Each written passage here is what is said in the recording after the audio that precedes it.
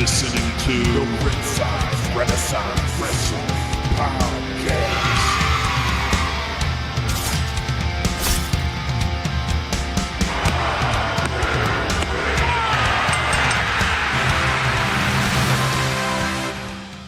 Welcome back to another episode of the Ringside Renaissance Wrestling Podcast. I'm here with Andy and Kevin. Today we are reviewing the AEW Dynasty pay-per-view. They had a pre-show, a 0-hour kickoff. We're not going to recap that too much. Wasn't too much that went on, but there was a trios title unification match between the Ring of Honor and AEW trios titles.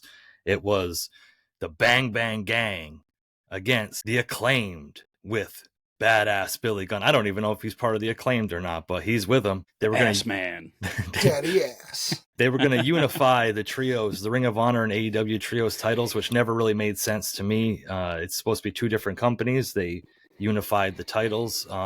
It was a kickoff match, and we ended up seeing the Bang Bang Gang winning and unifying the titles. Jay White's good. He had a good little showing in the match with his switchblade. And we also had an appearance of the Scissor Me Timbers. And we had Matt Caster coming down and kicking a extra long rap for us, a cappella, which I think fell a little flat. Kind of was offbeat and didn't really connect with the crowd as much as it normally would. Besides that, Bullet Club pulled off the win and got the gold. Yeah, it was an okay match. You know, Switchblade looked good as he always does.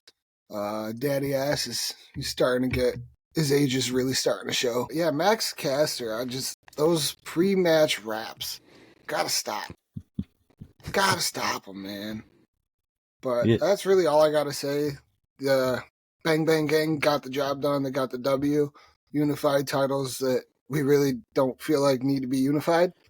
Yeah, and, you know, it was interesting to me, the whole demeanor of Max Caster when he came out and did the rap, and then he said, cut my music, and kept going. And to me, it just seemed like they were kind of playing, I might be overthinking it, but might be planting the seeds for a Max Caster heel turn and maybe a singles run. Yeah, the Ass Boys, Austin and Colton, they got a lot of charisma. You know, they got a lot of charisma. They got a lot of, showmanship in what they do. And I see a future for them, and maybe it's good for them to be put with Jay White right now, but nonetheless, they became the trio's unified champions, I guess. Yeah. And, you know, if the Acclaim do end up going against each other, I wonder who's going to end up on top. Not touching that one. Okay, on to the we're just going to let that one roll.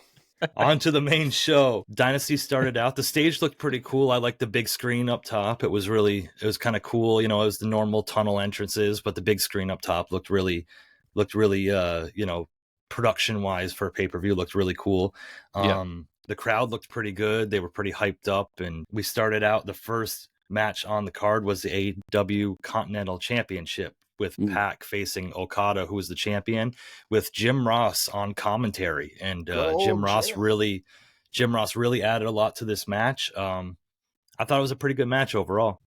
I think Okada is still a little overhyped at this point to me, but this was my favorite match from him thus far. He has some great moves. Pac was great. The crowd was very into it. The crowd was also cheering Okada at one point, which I thought kind of took away from, the back and forth of Pac being the face in the match and somewhat problems of what we had throughout the night. And with AEW, Okada did this DDT off the barricade outside, which was a great spot. Very well Looked done. like it really messed Pac's head all up.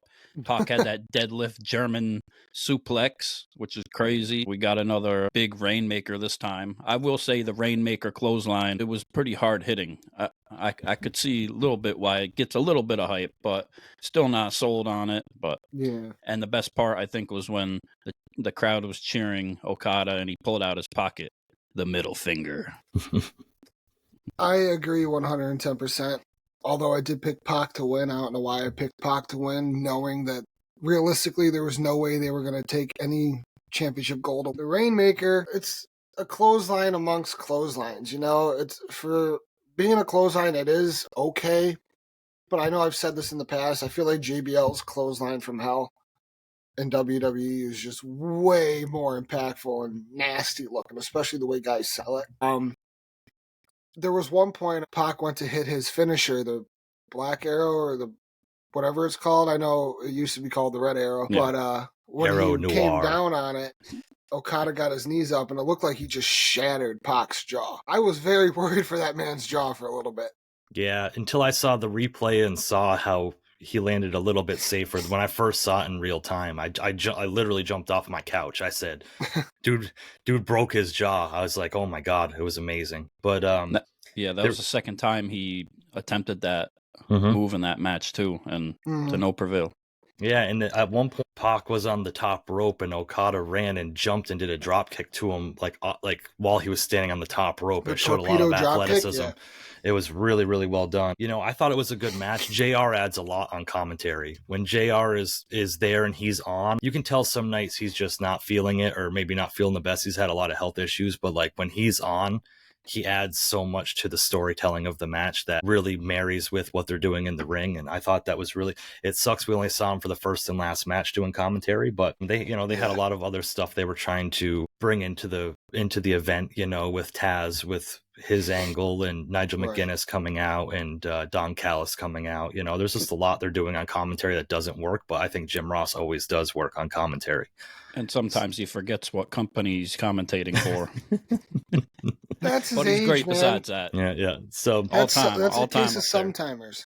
So Okada gets the win, retains his championship. Next, we had the House of Black versus Mark Briscoe, Eddie Kingston, and Adam Copeland, and a 6-man tag. The only thing I really noted when they came out to the ring, I kind of like House of Black's new sort of attire, like the way they look. They're less like culty. They're more just kind of like badasses, they're not wearing the mask to the ring and the face paint and everything else. They're more just dark badass guys. The only other thing I noticed was Eddie Kingston still has the New Japan Strong Openweight Championship, which didn't make sense to me. Like, I thought they unified those titles, and now he lost the title to Roderick Strong but still has a title. It was just muddy and confusing to me. Overall, the match was okay. I don't think there was much anticipation for it. No, again, I know I've said this before, but I really feel bad for Adam Copeland because it just seems clear as all hell that he's just become a glorified mid-carder, which really sucks. He's nearing the end of his career. He should be allowed to be on the main stage. I'm not saying give him the AEW Championship, but let him be in that picture. Like, I know I'd be remiss in saying I would love to see Swerve versus Adam. That, I feel like, I don't care how old Adam is, that'd be a cool match, and Swerve can help carry that match regardless. Eddie Kingston, I don't know if you guys picked up on this, but he walks just like Paul Heyman. He's got like a Paul Heyman kind of like waddle, and He's got the same build. Yeah. It bothered me because every time he walked, I couldn't unsee Paul Heyman. Malachi Black, still to this day, one of my favorite in-ring competitors. I loved him with WWE. I love his style of wrestling, the kicks. Mm-hmm. I don't know what he calls the finisher anymore, but I know it was Black Mass. I don't know what it's called, but I love that move. Yeah, it's great. House of Black got the win. I don't know if they necessarily needed the win. Maybe they did because of what happened later on in the show to help keep them somewhat relevant and strong looking. Right. But as far as making them look strong, beating a team like Kingston, Briscoe, and Copeland, I don't feel like it really does much for them. Yeah. So regardless, just like it wouldn't have done much for the other team if they beat House of Black. Yeah, agreed. That's right. So I'm actually going to go and disagree with you, Jesse. I didn't like the House of Black's entrance as much as I usually do. I like when they use like the satanic, demonic type of stuff, and they use like the more heavier music, and they come out with the masks on and stuff, and they do that whole angle. I actually appreciate that from them, and I like that part of the House of Black. I think it brings like something a little different, and at some times it was probably like the more scarier side of what was going on at AEW, and definitely pretty intimidating. You would see it as like if you were maybe facing them in the ring. So as far as like that, I thought it was cool, but I think it was also maybe rushed a little bit. because they had so many people that they had to kind of bring out separately. And if you noticed, Edge actually was able to go to the right side of the stage, play to the crowd a little bit for once because somebody was there. Because there's actually a crowd to play to, yeah. Yeah, they had a full arena. Yeah, and Mark Briscoe, I appreciate him, his moves and like his animations that he does. I think he's funny and a good competitor. As far as the match, I feel like we've already seen this match before with all these guys because we've had run-ins and singles matches and tag matches with them in the past. And the finish, I just didn't think it was that memorable. Poison Mist, we've got that before, so it was just regular match between them and nothing too spectacular. But yeah, yeah. I feel like Mark Briscoe is like surprisingly athletic. Like Yeah. if you just looked at him, you looked like he would just kind of just be like a brawler in the ring. But like some of the stuff he can do in the ring is like very surprising, and he pulls it off very well. He's not just a guy that's doing sloppy high not moves. At all. He's very well, and he's very athletic. I think for his appearance, he's very much athletic. I was curious during the match. During the match, I was just thinking like, what happened to Christian Cage? You know, Yeah. And I don't know if maybe the black mist at the end, because they had that whole thing with the mist turning people heel or messing with people's heads or whatever. Maybe Christian's going to come back and try to help Adam Copeland come back from the dark side and maybe do a face turn. I don't know, but in that case, who would they have as the third person to help them against the House of Black? You know, it's very Nick interesting. Wayne's mom. Yeah. Nick, yeah. Mrs. Wayne. Yeah, it's Tony Khan. Sounds like he would love to book that. Yeah. So House of Black won. They got they got the win. It doesn't. I don't know if it helps them, hurts them, or if it helps or hurts the other guys. I think the other guys should have gotten the win, but that's what they went with. The next match was the TBS Championship. Willow Nightingale versus the champion, Julia Hart. And I think if we all took a step back and looked at this, we knew where this match was going to go and why they were doing it. It kind of takes away from me personally. It takes away from a match when I know what the outcome's going to be. And why that outcome's going to be that way. It's nothing against women's wrestling or even these two competitors, but like knowing, like I knew who was going to win and why they were going to have that person win. Willow Nightingale won the title, and knowing why they were going to have Willow win the title, it just kind of took me out of the match as a whole, and I really didn't care for it too much. Yeah, Julia Hart has had better showings, I feel, in the past, and with her turn into the House of Black and her matches with other competitors, this one wasn't up there for me. I just didn't think it was that believable in the ring. She was in the corner hitting Willow at one point. Willow was hitting her, and she did like a leg push down to her, or whatever it's called, excuse me.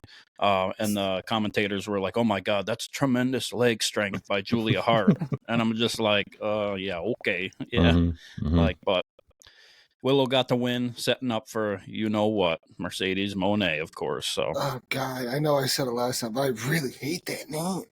Yeah. And I can't stand her at all. She's just not believable in any sense of the word as far as promos. I mean, we haven't seen her in ring yet, but I can't imagine it's any better than it has been in the past. Well, like you said, Willow got the win in a match I think we all saw coming. Yeah. Sign up. Double or nothing. It was a redundant match that didn't need to happen.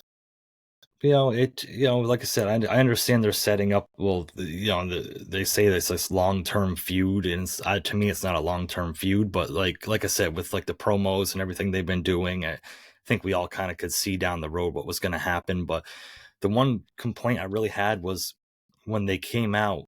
They said it was a house rules match, and they started naming off all the rules for this match to be a house rules match. And like all I kept thinking was any person can just make up rules for any match they're in. And it really kind of it bothered me. I wrote it down in my notes. I said, okay, so any champion, if I'm the champion, I would make the stipulation that I couldn't be pinned or submitted. Right. And then I would just win no matter what. Like it just doesn't make sense to me. I don't know. To me, it takes kayfabe. It takes away from the credibility because you're saying that Tony Khan's the booker, but like the wrestlers can book their own matches. Right. It kind of just doesn't make sense. But Willow Nightingale won. Mercedes Moné came out and did her little stripper dance, and got in the ring and got in Willow's face. It took away from Willow's moment, I think. Yeah, it just, to me, like, let Willow kind of have her flowers. You know, she won her first title in AEW, and it kind of just took away from it for me. Yeah, agreed. Next up, we had the International Championship. Two former friends, now not so bitter rivals, I guess. Kyle O'Reilly versus the champion Roderick Strong. You know, I like the match. I think they have a lot of good chemistry. You know, they're off-screen friends, so I think that translated well in the ring. They kind of know each other. They've worked together for a long time, so I really appreciated what they were trying to do in the ring, but the lack of crowd participation in this match kind of took me out of it. The crowd just didn't, I think, buy into what they were selling. But I personally liked the match. I mean, I really enjoyed what they were trying to do. You know, I think you nailed it perfectly right there. Solid match, but the crowd being involved in the match factors greatly into how well the match is perceived. Not just by the people there, but by people watching it at home. The people that give matches ratings. We're not going to name any names. But tons of backbreakers throughout this entire match. Like backbreaker after backbreaker after backbreaker. I don't know how much O'Reilly was going to withstand. It's just one of those situations where lack of build also didn't help the match. Yeah, well, you know, Roderick Strong is the king of the backbreaker, and Kyle O'Reilly's back was looking pretty beat up and red. After a lot of them. The match, it was a good match back and forth between the two. Definitely, it's just the ending that I'm sure you guys would agree was kind of screwy. Wardlow came out, kind of got up on the apron, but besides that, if he didn't interfere in any type of way. Right. And then we get the big return of Adam Cole coming down in the wheelchair, wheeling himself out, and then getting up out of the wheelchair.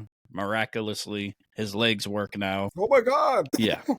But I think they dropped the ball as far as his surprise return and being healthy now, if he even is healthy enough to wrestle now. They could have had him interfere in the match, or even had Wardlow interfere in the match. Yeah. And, yeah. It's confusing to me. Wardlow comes out and stands there like he's going to do something, then doesn't do something. I think they would have benefited more from having Adam Cole come back for a couple weeks still in the wheelchair, just to have like a big reveal of him getting out of it for like a moment, you know, like super kicking somebody. Yeah. I think it kind of took away from it, but you know, I'm not a big fan of the whole devil storyline anyway. The Undisputed Kingdom, I'm not a big fan of the whole thing. I think they really dropped the ball, and you know, that kind of sucks with MJF getting hurt. They had to kind of put it on a shelf for a while, but it was a pivot for sure. Yeah. You know, and we knew Roderick. I didn't know, but Roderick Strong won the match, retains the title. I think they're trying to build that up as a pretty dominant faction right now. Yeah, so we moved on from there to the FTW Championship under FTW rules. We had the Learning Tree, Chris Jericho, against the champion Hook, and yeah, it was a brutal match. If they were trying to do something, I think they missed what they were trying to do. You know, it was brutal. Had Fozzy sucks chants, go home Jericho chants, please retire chants. And I've read that people were like, "Oh, that's good heat. That's good heat." When you have people chanting for you to go home, that's not good heat. When people are chanting for you to retire, that's not heat. That's we do not like you anymore, you know? And I thought it was funny at first. Like, I kind of was laughing and going along with it. But after a few minutes, I kind of felt bad for Jericho, like having to perform with people like chanting for him to retire. You kind of felt bad. I kind of had some empathy for him after that. Yeah, the crowd was being savages for sure. And just for the match in general, like the math just wasn't mathing up. Yeah. You know, Jericho was taking some big bumps out in the outside the ring. I'll give him that. And he did take a lot of suplexes for getting in that age. All credit there, but he is starting to look like Vince Neil a little bit. And, you know, he was being the learning tree out there trying to help learn Hook. Well, yeah, he learned them all the way. Yeah, I'm surprised Hook wasn't still trying to eat some Cheetos or something. I was looking for that match. Yeah, I was waiting for him to pull it out somewhere. Like Hulk up. Yeah. Like he Yeah. gets beat Right. up and he starts eating Yeah. Cheetos and he hulks up. Yeah. Yeah, Sorry. yeah, his Popeye spinach. Yeah, but like you had the trash can lids, like everything had a little FTW graffiti on it and stuff. So shout out to the prop guys again for Hook because they seem to come through with them. I would like to see more interaction with Taz throughout the match, maybe a little more. And I think Hook just didn't take the Judas effect elbows that great, and the ending with the bat hitting him, I thought it was all right. And Jericho gets the win for whatever reason, and he's the learning tree now. That ending of the match was Jericho putting all of us out of our misery as far as watching that match. he put the young dog down. Yeah. 1, 2, 3 them. Since AEW's conception, this whole Jericho it seems like Jericho just wants to be the center of attention. And you look at all these other older competitors putting the younger talent over. Yeah. I just don't understand why take the title off the younger talent for the hopefully soon to retire Chris Jericho. Yeah. Like his better days are behind him. Hope a little harder. Hope some more because I don't see it happening anytime soon. He's under a multi-year deal. He's going to be around for a while. I would like to see him eventually cross over and do the behind the scenes type situations, like helping with storylines, because that's what they need. This company desperately needs a storyteller. Yeah, they need another stooge backstage. Yeah, and if these are the types of stories he's telling, I don't want him to be helping with that because. And it was the second time a baseball bat was used in the event. Like the trios title match had a baseball bat, and then this had a baseball bat, and it was just, I mean, yeah, fair enough. It just the continuity, it just fell flat for me. It's a little weak. Aubrey Edwards fucked up a 3 count towards the end. Like she messed up a pin and everybody's like pulling up the 3s and like yelling at her and stuff. And, I don't think she took that too well, but it's hard to come back from that. Drop the puck. Yeah. And then I wrote in my notes, Jericho wins fucking stupid. Like that's what I wrote in my notes. And like, there's rumors going around and I don't like buying into rumors or, until like things kind of get confirmed or whatever. I hate like living my opinions of things off from rumors, but there's things swirling around that Hook's contract's coming up and he's kind of wanting to explore free agency a little bit and see if there's any interest in him elsewhere. And maybe that's why they did this. When someone leaves a company, sometimes they put over somebody else. I just wish it was somebody that needed to be put over. Jericho doesn't need any more putting over than he's already had his entire career. Like, we know what Jericho's about. We know what he can do. I just think it's time to let some of these other guys get a shot. Yeah, and it was important for him in AEW when he first started because they needed a bona fide main event guy to kind of like carry the company when AEW first started. But like they got a bunch of talent in there now that they don't need to be having him be like portrayed as strong as they do. And I don't care for it. So moving on from that, we had the Women's World Championship. We had the challenger, Thunder Rosa, versus Timeless Toni Storm, being accompanied by Luther and Mariah May. One thing I won't get back from this match is my time. It was an okay match, Thunder Rosa coming out with a bit of a different look. She ditched the face paint. Yeah. Which, honestly, that kind of shocked me because I like that look with that half face painted for her. Mm-hmm. Timeless Toni Storm came out looking like a doll from the 1730s. I didn't like Toni Storm's look. I never liked that gimmick to begin with. But I think the whole black and white thing's stupid. It's like the camera turns black and white as she like comes out. It just frustrates me. And everyone's like, "Oh, it's a great gimmick." It is. No. It's a terrible fucking gimmick. Yeah. I'm not taking anything away from her in-ring ability, but I feel like in-ring ability can be squandered by a shitty gimmick more times than not. Mm-hmm. And that goes for any promotion, any character. We've seen countless times really good in-ring performers just get squashed because of their shitty gimmick. Yeah.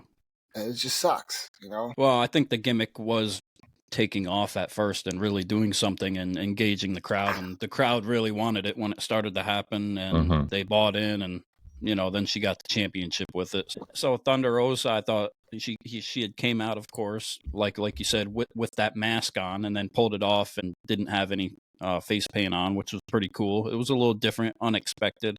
I thought this match was definitely the best women's match of the night, Agreed. for sure. Mhm. And there were some hard hitting moments. They got some good chops in.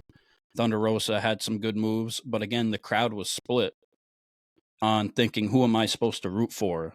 Right. AEW kind of dropped the ball again with being kind of alluding to who's good and who's bad, so it kind of took away from it a little bit, I think. Mariah May came out again, interfering somewhat, reminding me why I'm such a Mariah May fan. And then Luther came out and got Fucking thrown Luther. into the stairs by Deanna Perrazano. Excuse me if I butcher the name, but yeah, he Nailed was it. thrown into the stairs looking for his Nailed third it. eye. Yeah, Mhm. still couldn't find his third eye. I don't know, but It's then we somewhere. had It's somewhere by that step, man. yeah, it's still there somewhere. And Tony Storm then had a low blow on Thunder Rosa, which I'm not sure how that works, but it must have got up in there really good. Way up in there. Yeah, to work. But I thought it was a decent match by him, and Tony Storm got the win. Not really surprised, unfortunately. Yeah, I don't know where they're kind of going with the women's division. I mean, like you said, it was kind of a slow match, but it was hard hitting. Like Thunder Rosa she's a hard hitting women's wrestler, and she puts on good matches. There was slaps in the middle of the ring during it, like the boo yas, like with the slaps, and they looked so terrible. It was like, my God, Yeah. I don't know. The crowd seemed to be more into it. And, they were building. I think they knew what they were anticipating, what matches were coming up next. And I think they were kind of just livening up for it. Tony Storm's probably going to hold the title. And I don't like projecting, but she's going to hold the title for someone to maybe come back. Jamie Hayter. There's some sort of anticipation moving forward for All In, something like that. And I think she's going to hold the title till then. Yeah.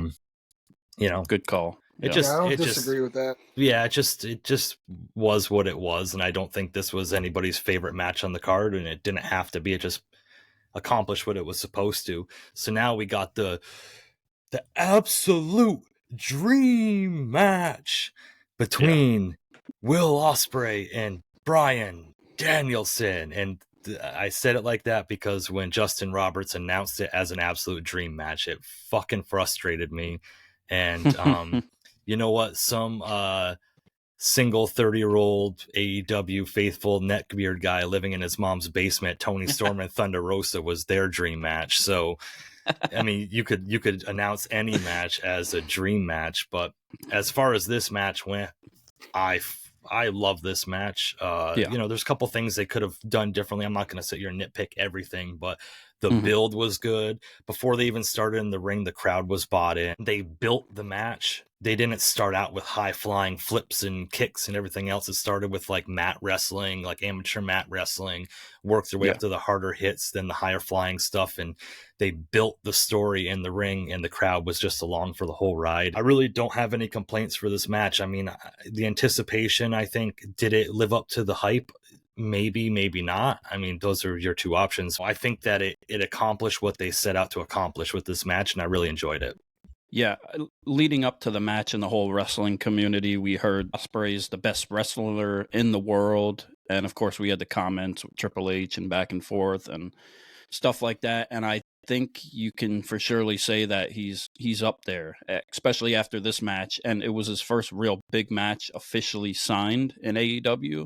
So I can buy into that somewhat as far as what he's doing now in AEW. And it was a great match with Bryan Danielson.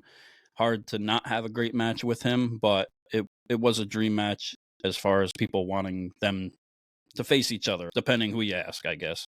The crowd was bananas, going crazy the whole time. Yeah, just waiting for each move to go back and forth, which it really was. You had a lot of flips and chops and reverses and no sells too, a lot, and surprise, but you had a lot of brutal shots by Danielson and brutal shots by Ospreay. At one point, Ospreay ran up Bryan Danielson and did a backflip and then kicked him in the back of the head, which was awesome. They had the avalanche tiger suplex off the top rope. Yeah, it was just great. I thought the finish was pretty great too. Can't say anything really negative about it, honestly. Yeah. No, yeah, the more I think about it, I really don't have any negative comments to hinder this match with. Ospreay looked good. Danielson looked incredible. They fed off of each other very well. Mhm. But that step up backflip into the kick to the head, I love that. He could do that a million times in a match, and it looks incredible every time. I had to rewind it and watch it again, Yeah. replay it. Yeah. But I want to know. I'm pretty sure it was announced Ospreay has officially retired that finisher. Yeah, the not, Tiger. not the hidden blade, the thing where he dropped Danielson on his shoulder. Yeah, the Tiger 90210 or whatever the fuck they call it. But I know this potentially is just a work as far as being injured goes, but it really did look like Bryan Danielson's shoulder popped out a little bit. Yeah. I don't know the severity of it. They didn't really give an update on Dynamite, so I don't really know. Yeah, I'm not sure if it was really an injury or not. No, I feel like they would have addressed that immediately the following event. Yeah, and I think they're working it a little bit. Like I've saw when they were taking him out of the ring. Like I said, Ospreay was helping carry Danielson out of the ring, and if he was really injured, would they have had Ospreay there when helping him when they had all of these medical personnel there? And probably not. Leading into the next match, there was like a 30-second little promo video before the next match, and then as soon as the promo video was over, the ring was cleared and the next match was set up. Like it wasn't like they took their time getting Danielson out of the ring. It's like as soon as that promo video came up, they shuffled him out and got him out of there. Are you really going to move that fast out of the ring if you're seriously hurt? I think they're kind of running for time and trying to move along, which took away from it. Ospreay won the match. Bright person won the match as far as I'm concerned. Yeah. There's a difference between guys that just want to get all their spots in and get all their high moves in. And these guys got most of their high spots and their moves in, but it wasn't forced down your throat. And I think that it was spread out. Right. And I think that they could do 2 or 3 more matches and really not even touch over a lot of the stuff they did in this match and still put on a good match. Agreed. It's not like some wrestlers, every single match you see the same moves. It's like these guys just kind of worked off each other. And I think if they were to do another match, they could do a completely different match without any of the same spots, and it still be a great match. So I think it was really well done. Ospreay needed the win. They're trying to establish him as a top guy, and they accomplished that. I truly think he's on his way to solidifying being one of the top guys in AEW. Yeah. And, it was unpredictable. The match at some point, Bryan Danielson went to do the leg chops to his chest, and instead of hitting him with the legs, he slapped Will Ospreay in the face. And, yeah. It was cool. It was really cool, and I think they zigged where you thought they were going to zag, And it just that's what keeps me in a match when it's not like, okay, and now it's going to be this, now it's going to be that. There's some matches I can watch it and just tell you, oh yeah, leg drop off top rope, arm drag, But that there was no part in that match where I thought I could predict what was going to happen next. So 2 great creative wrestling minds. 100%. Like I said, I loved every second of this match. Yeah. And then the next match we had up was the much anticipated ladder match for the vacant AEW World Tag Team titles. We had the EVPs versus FTR for the AEW Tag Team Championship in a ladder match. It was the tournament finals. The way I am with ladder matches is I was always a big fan of ladder matches, and I'm not a big fan of ladder matches anymore because as far as ladder matches go, what can we see in a ladder match now that hasn't already been done that's not going to seriously injure somebody? There's only so high you can go with a ladder match without seriously hurting somebody, and then all this stuff kind of gets repeated over time. I think they put on a good performance for what it was. We had Dax Harwood getting juiced early and really hit a gusher. He was bleeding, and got a leaker. And we had dominant. The Bucks were dominant at the beginning. FTR mounted a comeback. Ladder matches are what they are. I think they needed a stipulation because of the finish and how they were going to pull off the finish. It couldn't just be a straight up tag match. But no, and this was a match that I kind of knew and sort of predicted how the finish was going to be. So the actual don't say sorta. You definitely predicted that finish through and through. Yeah, but it took me out of it. Because when I know what's going to happen in the finish, what's actually happening in the ring takes me out of it. And that's just my own shit. But that's all I like being wrong. When I predict something, I like being wrong if it's wrong in a exciting way. Oh shit, I didn't see that coming. Right. But I Yeah. think we all can agree we saw that finish coming with Right. the return of the scapegoat, Yeah. Jack freaking Perry, man. I was wondering how the crowd was actually going to react to him showing up, but my God, they lost their freaking shit. Yeah. That crowd came unglued when he jumped in that ring. And I don't want to take anything away from AEW. If that's what's going to get them those kind of reactions, good on them. Right. That's the stuff you need to do. Capitalize on all that publicity that he got from the All-In footage and just let him rock out with this gimmick of being the heel. I don't even feel like it's a gimmick. I feel like this is just Jack Perry being Jack Perry. Yeah. Who knows? I mean, as far as the match, the lead up and the found footage, it was all a great build for the match, somewhat. How they decided to go with it, looking back at it in hindsight, because we didn't quite know how they were going to use that footage to their advantage, which still didn't really make sense. But considering that they did use it, I feel like they were able to use it in the best way possible in those circumstances. And FTR and the Young Bucks always put on great matches, and I thought this was another great one. They had some good spots and hard hits on the ladders. There's only so much you can do, like you alluded to it, Jesse, with the ladder match. One part I liked is when the Young Bucks were getting the ladder outside the ring, and when FTR went to do like a baseball slide and hit the ladder on him, and they lifted the ladder up, anticipated it, and then hit him again. I thought that was kind of creative and different. I didn't expect seeing that. And as far as Jack Perry coming out, I liked his look. I bought into it a little more. He didn't look like the old Jungle Boy like he did. He looked a little more grown, and he had that little crazy, like unhinged look in his eye when they kind of restrained him. So I appreciated that. That he's putting that into the character. We had the finish of the Elite winning the Young Bucks, and weren't surprised about that, and we'll see where it goes. Yeah, I think Jungle Boy, he's not Jungle Boy anymore, I guess Jack Perry, he looks like Danny Masterson to me. He looks like he's going to be on that 70s show.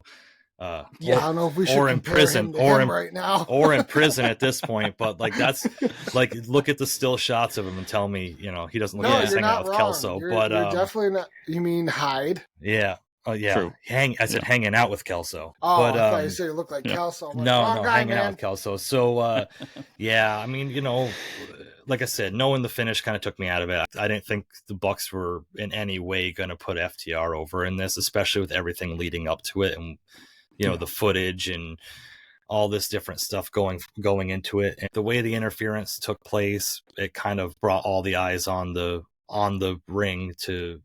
I think everybody was anticipating it, but once it happened, everybody was kind of all eyes on the ring to do the finish, to put, to make sure all eyes were on the Young Bucks winning the tag titles. And it is what it is. I'm not going to bash it too much, but it just wasn't really, that match really wasn't for me. And I think putting that before the main event, the world title match, really killed the crowd for the main event, and which leads us into the main event for the AEW World Heavyweight Championship.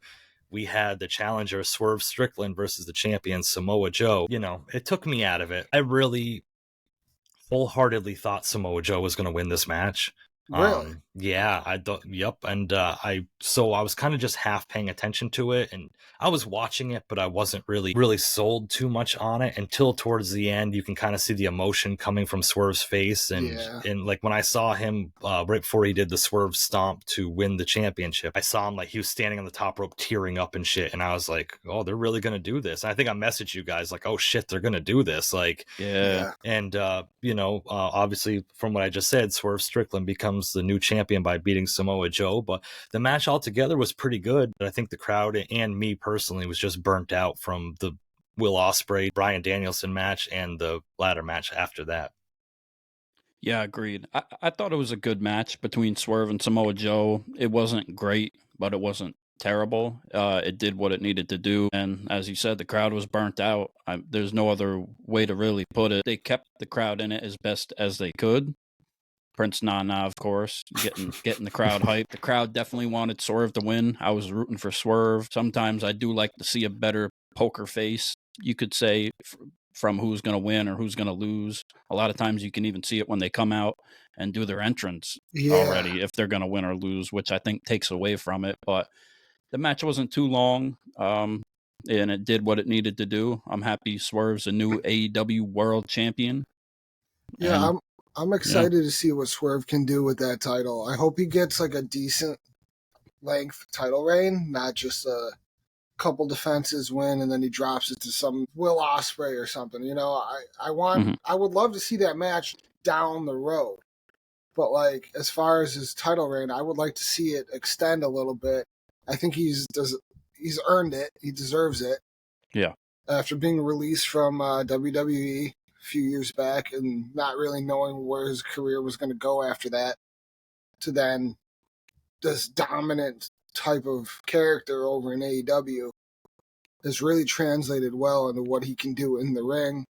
Coming out Black Panther style looked awesome. That outfit, I'm a huge Marvel fan, so I geeked when I saw that outfit. Coming out looking like Killmonger from the Black Panther films. But going back to what Jesse said when he was delivering the Swerve Stomp to win the match, what took away from that moment for me was the way Samoa Joe was kind of like sitting up, just looking at him, like waiting for it. Mm-hmm. And Swerve, like you said, was like taking his time, getting emotional on the top rope. Mm-hmm. And Joe's just sitting there like, all right, man, any day. Yeah. But as far as like Swerve's finishers, I love his finishing moves. The Swerve Stomp and the house call. Yeah. Swerve looked great. I can't wait to see what the future holds for him. Yeah, and he hit the house call with his brand new custom line sneakers that he gifted to Tony Khan after the match. Yeah, check him out. His New Balance specials. They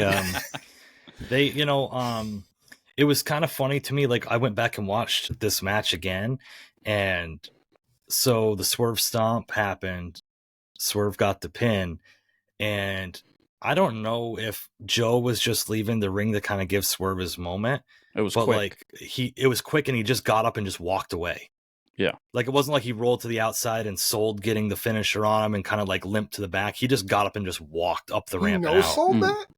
After the pin, to me, I don't know. I don't really know, but it just seemed to me like, okay, you get that finisher and you become the like the guy becomes the champion. Like you lay on the outside and hold yourself and kind of get like limp to the back. And he just got up and just walked up the ramp and just like, I wonder if maybe he wasn't happy with it. Yeah, it was kind of confusing. I didn't notice that. I got to watch that back. I could see him trying to let Swerve have his moment and stuff, and like that's understandable. But like maybe he was just trying to give Swerve his moment and stuff. And the celebration was pretty cool. I think it was pretty rushed. They were pretty close to the end of the pay-per-view runtime. He was out with the crowd celebrating, and he went and sat on the steps, and Nana was doing the dance. And what really I thought was a special moment was Nana was like dancing with the crowd and stuff, and he turned around and looked at Swerve, and he pointed to himself and pointed to the ramp like, I'm going to go back. You have this moment. And Nana walked away and let Swerve kind of just have that moment. And I think that was really big of him to do, you know.